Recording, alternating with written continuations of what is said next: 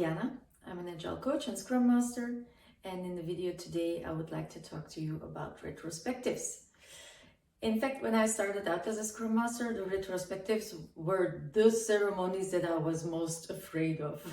And I think the reason for that is because it is less predefined than the other ceremonies. So it allows more freestyling, which in the beginning, when you're still getting to know how it all works, is a bit, to me at least, it was a bit intimidating.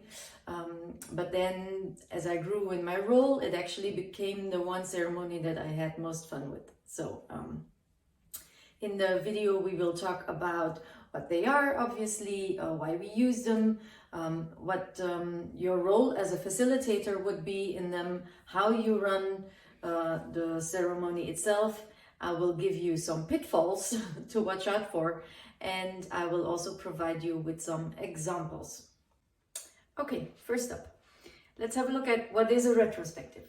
The Scrum Guide describes a sprint retrospective as a way to increase the quality and effectiveness of the team. And you do so by inspecting the last sprint, how it went in regards to individuals, interactions, processes, tools, and definition of done.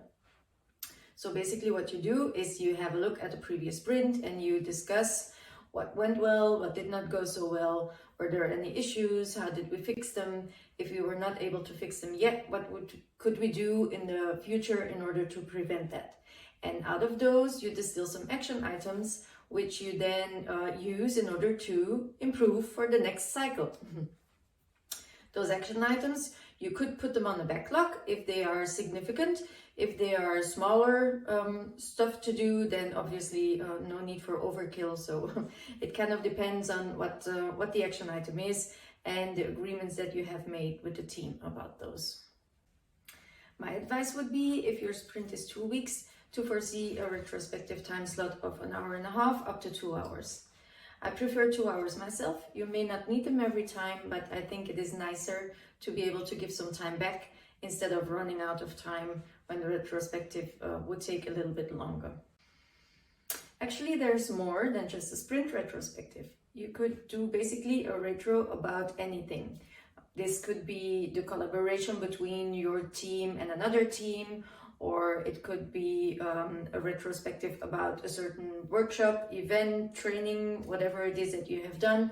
Or you could do even a retro maybe on a specific user story, if that was a very significant one, that there is some insights to gain or to share. So it can go in all directions. The idea behind it is just to always improve, find a better way to do it, increase the quality with whatever it is that you do. So not only for sprints. So then let's have a look at how you actually run a retrospective. For me, there are 3 elements that I always do and a 4th one that is optional. I always start a retrospective with a check-in. Depending on the kind of check-in that I have chosen, I would allow probably for 10 up to 25 minutes out of your total retro time for this first element. If you're not that familiar with check-ins yet, I have actually done another video specifically on this topic, so maybe you would want to go and have a look at that one too. Second up is going over the action items out of the previous retrospectives. I think this is a very important one. You want to make it a fixed agenda point of your retrospective just to ensure that it gets the proper attention. If you don't, then the pitfall would be that the action items kind of get lost, or they have been done, but the outcome has not been shared with the entire team, etc., etc. So just take some time to go over them. And if it's always on the agenda, then people tend to know, oh, my action item will be discussed, so I better ensure it has been done. Voila, that would be the second one. Then third up is the actual retrospective itself. So looking back at the previous sprint and having a conversation about what went well, what didn't, what do we want to change, what do we want to try, etc., etc., so that we can keep improving. The fourth element would be a checkout. This checkout is optional. I don't always do them, but like you do a check-in at the beginning, you can also end your session with a checkout. I think this is especially valuable if you had a kind of a heavy retrospective, if it was a difficult topic, maybe there were some emotions involved, then it is always nice to be ending off with a little bit of lightness again. So then let's have a look at your role as a facilitator during a retrospective. First of all, you have a big responsibility when it comes to the preparation, because it is you who decides on the format and you want everything to be ready by the time that the event actually starts.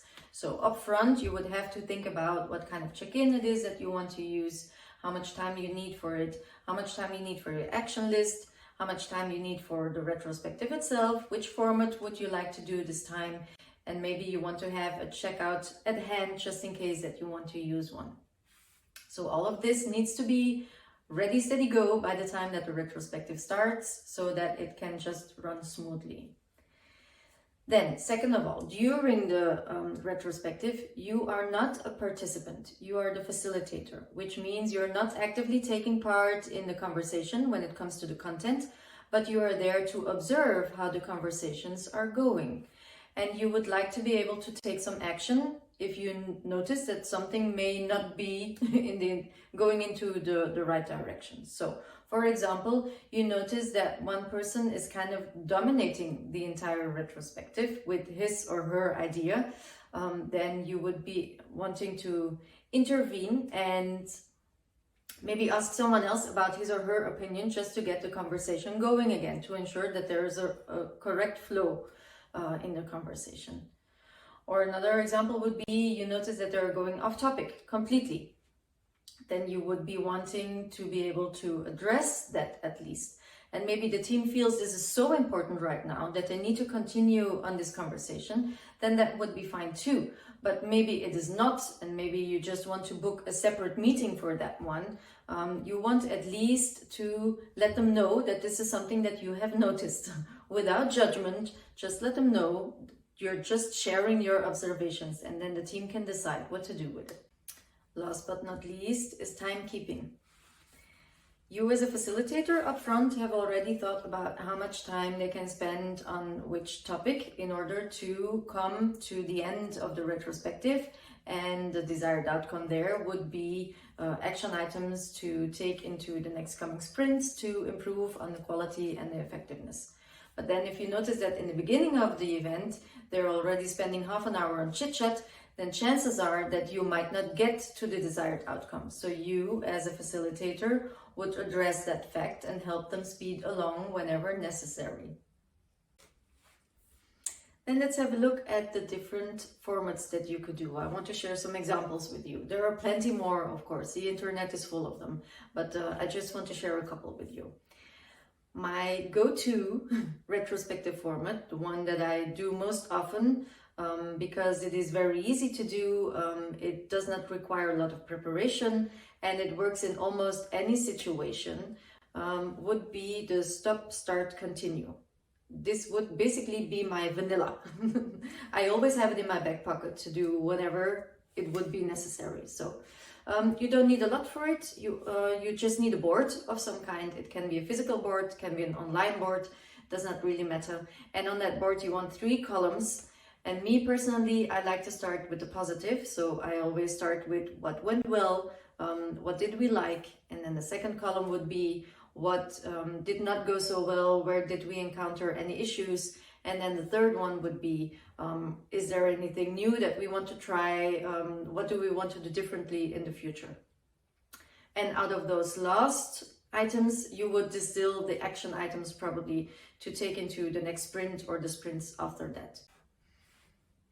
Now, obviously, we don't want to be eating vanilla all the time, so every now and then you have to mix it up a little bit and do something different. One option then would be the sailboat exercise. Let me show you how it works. So, basically, as the name says, you have a sailboat that is on the water. You see, you need excellent drawing skills to be able to do this. and then the sailboat is going into a certain direction, which would probably, I draw it as an island with palm trees on it. And then another important item to it is the wind that hits the sails. And then last but not least would be the anchor. Okay, so now let me explain a little bit how it works. So basically, you look at the past sprint as a journey that you have taken with your sailboat. Then this would be the goal, where the boat is going to, so your sprint goal in that part, in that example. The wind would be what helps you getting there, is the wind in your sails, basically. What helps you to reach the goal. And then the anchor would be what holds us back, what is slowing us down. So again, you ask the people to prepare their items on post-its, and they put it wherever they think it would be the right place. And then you start having the conversation about it. There is variations to this theme. For example, there is the hot air balloon, which basically does the same, but just uses another metaphor for it. So what makes this one very interesting is that you can start from the same basics, but turn it into a future perspective as well. A retrospective is looking back, and a future perspective would be looking into the future. So how would you approach it differently? You don't look back at the previous 2 sprints as your journey, but you're paying more focus to where it is that you're going. So you're setting a certain goal that you want to reach, and then the rest is built around getting to that goal mainly. So all of a sudden, this would be you then on your journey. This is still the same. This would be still what would help us get there to this certain goal that you have in mind. And then here, what is holding us back? You could add different layers to that. What is holding us back? You could make a first, a second, and then a third. So the first one would be on team level. What are the things that we see that can slow us down, that help, that prevent us from reaching our goals? And then the second one would be cross team. So it needs a little bit of coordination probably to solve these. And then the last one could even be on company level. So what is it that we really can't solve ourselves, and where is it that we would need help with? So you can divide the post-its that the people write when it comes to the challenges in these 3 levels, and then you know exactly where it is that you need to take the items from. If you want to take it up with another Scrum Master or a product owner, an Agile coach, or maybe you have to address someone from management, the leadership, to get those tackled. One that you would also ask for them to think about, that you would add for this future perspective, is you draw the rocks underwater. Those would be the challenges that they see for the journey. So if you envision where you want to go, you're on a journey, you could think of already some challenges that would prevent you from getting there, which is something different from what is actually already holding us back right now, okay? But the same here, you can divide them on team level, cross-team level, and on company level. Another format that I like to use for future perspectives is the catapult, the flying man. I'm not going to go into that one right now because the topic of this video would be retrospectives still, so let me stick with that. But if you're interested, feel free to ask Google. Google knows. So voilà. Next up, I want to share with you the starfish retrospective. And it goes like this.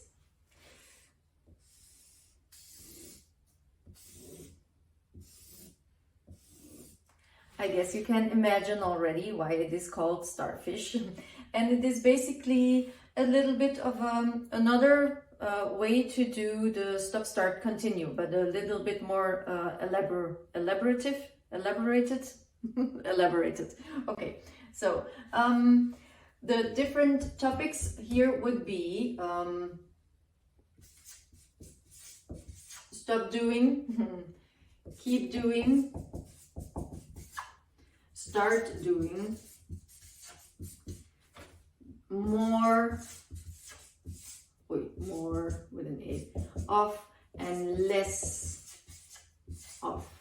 Okay, so again, you ask the people to prepare their items on their post-its and just put them in wherever section they think would be the right one.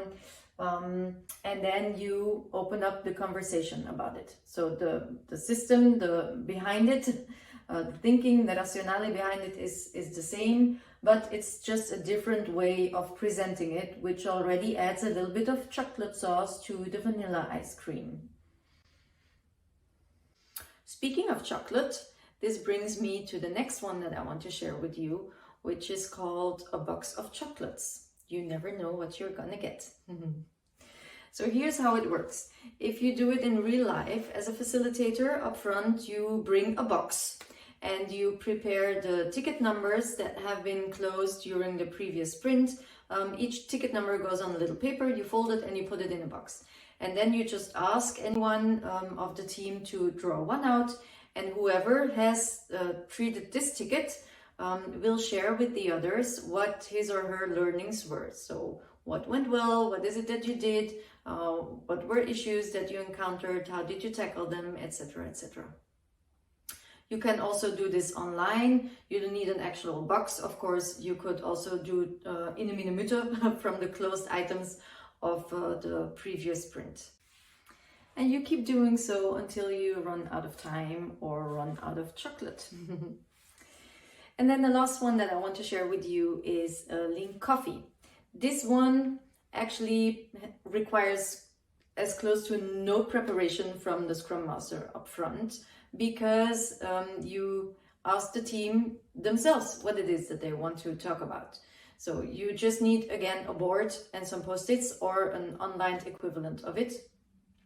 And the people get some time to think about what the topic would be that they would like to discuss. All the post-its get put on the board, and then everyone gets 3 votes to divide in order to decide which topic we will start to talk with.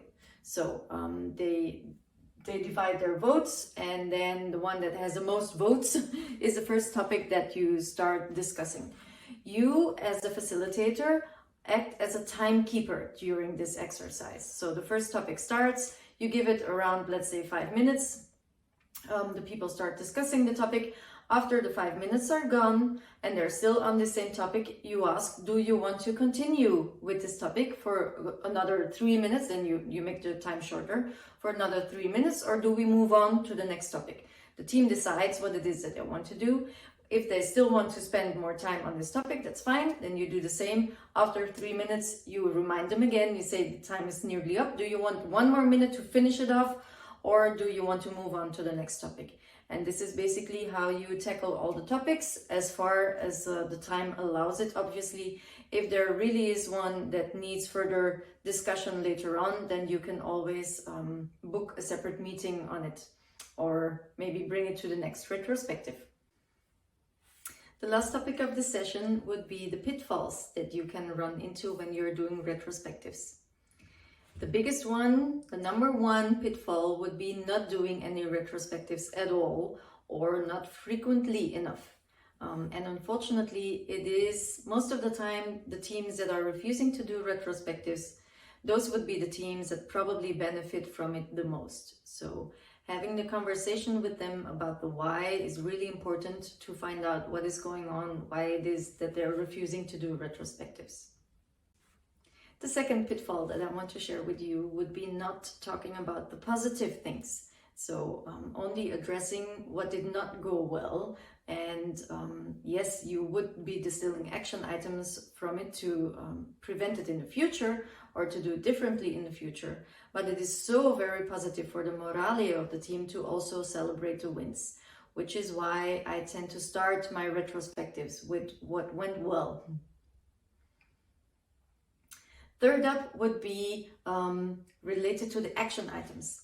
if the action items do not have a clear action owner and an action due date, then it kind of gets messy along the way. So make sure that if you have distilled the action items, that it is very clear who is going to take them up and by when. The last pitfall that I want to share with you would be doing the same format every time. I think I have stressed it already during the video. It's not because you like vanilla that you want to eat vanilla every single time over and over again. So mix it up a little bit, find something new, keep it interesting, not only for them, but also for you. And with that, this video has come to an end. I hope you enjoyed.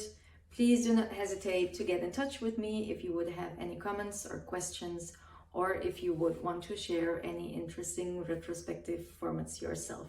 Thank you.